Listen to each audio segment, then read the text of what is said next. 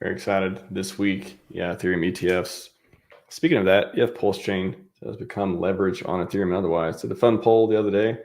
Will PulseChain 10,000x from its all-time lows? Just a heat check, and had almost 1,200 votes. So pretty good distribution of people weighing in on this. Yes, there was a yes, 60-40. I think somebody commented a few months ago this would be like 70-30. Probably a year ago, I'm going to guess it would be like 90-10. But this is a representation of people in the community believing, will it get to happen, manifesting it one way or another, or just, hey, haven't given up on the endless possibilities of PulseChain, which I think, again, it's what was yeah, I mean, it's kind of one of those things. If the consensus is, oh, there's no way this can happen, everyone gave up on, if market cap really does matter now, or how can this possibly happen after we haven't seen retail come in, we haven't seen these things happen. How do you feel about the 10,000x narrative, and is it over? Is it over like tech staking is over? In that category of beliefs, is it just the red candle syndrome? What do you think? I think it's a little bit of everything. I I I like it when it's kind of like this 60-40 or 50-50. Because you need to have, I don't want to say non-believers, but just non-believers if they believe Pulse Chain won't ever 10,000x from the low. Um, who knows if it's this cycle or if it takes two cycles or three cycles, and who knows if what will happen, right? But um, it's nice to have sort of the distribution of people, because you need to have like people that just can't believe it, and then as well as you need to have the believers, like the people that will hold their bags until like the 1,000x or the 10,000x, stuff like that, right? So it goes both ways. I think it's sort of nice to see this distribution. If it's something more like a 90-10, that could be good as well, depending on like if people like really, really, really believe it. Um, it sort of depends because Pulse Chain's a bit weird because you'll have obviously it's a red candle syndrome. Like people have sold tokens, like that's why the price goes down and stuff like that. That's the only reason why the price goes down, right? Is the ratios in the pool and people trading in and out of them. But um, I don't know, it to have and it goes to show you we actually do have the believers still, and like I don't know, there's people who have watched they've watched plenty of hours of, I don't know, hundreds of hours, maybe even thousands of hours of RH streams. And I think like out of respect too, because like you could imagine that's his content, right? Like he sat there and he produced everything, and he did those 6 hour live streams. He did, I think there might have been some 8 hour live streams or 7 hour live streams in there. He did those, right? And people like I think it's like at least a little bit for me as well. Like I sort of like I have all these things like I don't know if like they're probably like just in my subconscious, right? And it's like you act on it every single day, but you're not, it's like not on your mind. It's like breathing, right? Like you're breathing every single day, but you're not like thinking about breathing. So I think like a lot of the RH ideals are like that. It's like once you've studied enough, once you've done enough research, it sort of just becomes like your second nature, and you understand like delayed gratification, because it is a good point. And like there's, I think RH might have brought it up. There's plenty of studies, right, where they, and I don't know, like a study is just a study, but it'll show you like kids who are able to delay gratification, and like instead of taking one cookie now, take two cookies later. They tend to be, that's like a more successful, like they tend to be more successful, right? And this is the whole point of Hex. Like and it is a little bit more nuanced, right? Like obviously you can't like have like you have to trade eventually, or you just have either paper gains or you've never actually made any money. Um, but there is Well, there shout out to is Godwell. We appreciate you, Godwell, and yeah, for locking all that up for such a long period of time. But not everyone can do that, or not everyone's rich enough to just be like, yeah, this is just a fun. I just want to support the community type of thing.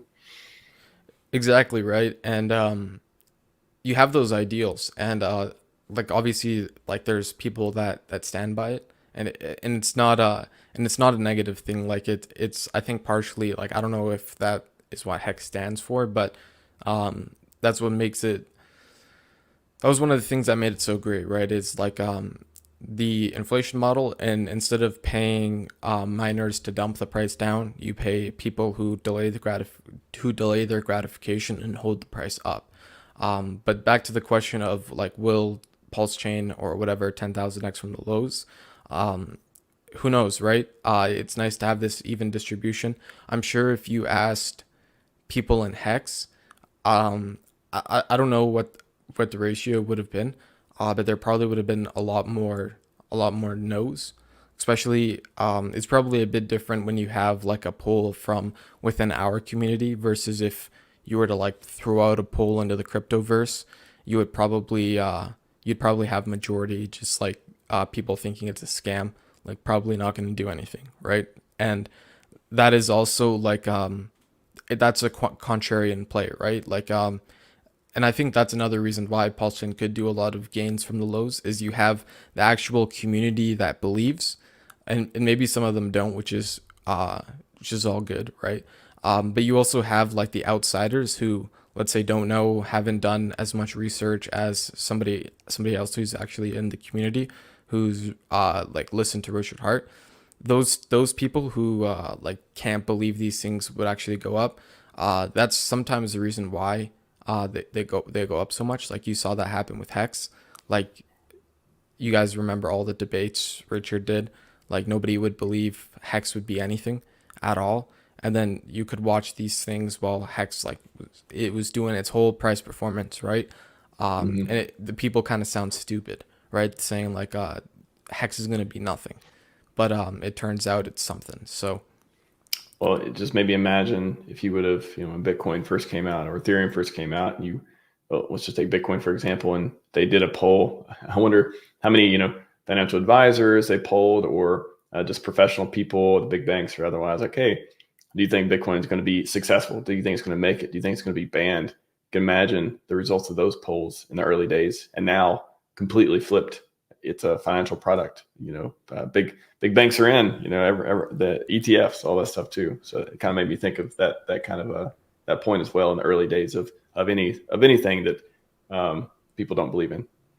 that is a very good point, right? Like you obviously like nobody really believed in Bitcoin. Like you couldn't give it away on the street. I thought I saw a documentary of like people trying to give away Bitcoin, or like at least selling it for like a massive discount where you could just like you could arb them on the spot, just like immediately. But like nobody wants it, right? Like get me away from that thing. And I'm sure there was some smart money behind the scenes, like picking it up, blah blah blah blah, like later on down the road. But if we're talking like where Hex is now, but like relative to like Bitcoin time frame, you'd probably have nobody believing there would ever be. Maybe there's rumors of an ETF, but you wouldn't have a consensus of this, right? Yeah. Most likely not. And now you see down the road like what actually came to be. And I'm sure if like Satoshi Nakamoto, if who or whatever that person, whoever you are, right? I'm sure if you told them, or if I don't think they designed Bitcoin with the intent that BlackRock was gonna institutionalize it and create ETFs for it. It's not in Maybe the white that was paper, as his far as I know. intent. Yeah, right. I thought it was for like Peer-to-peer digital peer-to-peer cash. transactions, right? Yeah. So what a concept, but it's weird, right? Like you see these things like they come together with time. And like we are saying, if you had applied the delayed gratification to Bitcoin, and if you were actually a believer from day one, and for some reason you were crazy enough to believe that, you probably got paid off massively, right? Massively. Like, what is that? What I'm forgetting his name, but the one guy, he's always wearing the Bitcoin shirt. He told you to buy Bitcoin when it was like $1. I forget his name, but he debated Mm. Peter Schiff, stuff like that. He's not coming to mind for some reason. I know a lot of. I mean, just the fact that there's tons. There's got to be a percentage. You run the numbers of percentage of like millionaires and billionaires in the world who got rich from buying Bitcoin, or from taking a chance and just accumulating so much and holding on to it over time. Delayed gratification part. got to be a huge piece of the rich people in the world now.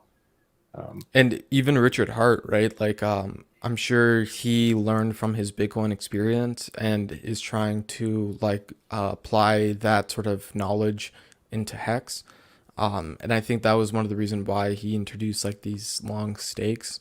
And we have like one of the like nobody else in crypto stakes for an average of, I think last time it was like 6 or 7 years. It might have gone down a bit because of the PulseChain. Might be like a bit lower than that over there, but no other community has that, right? And you can time lock Bitcoin, but like nobody, I don't think anybody does it, right? Like it's not like a common practice.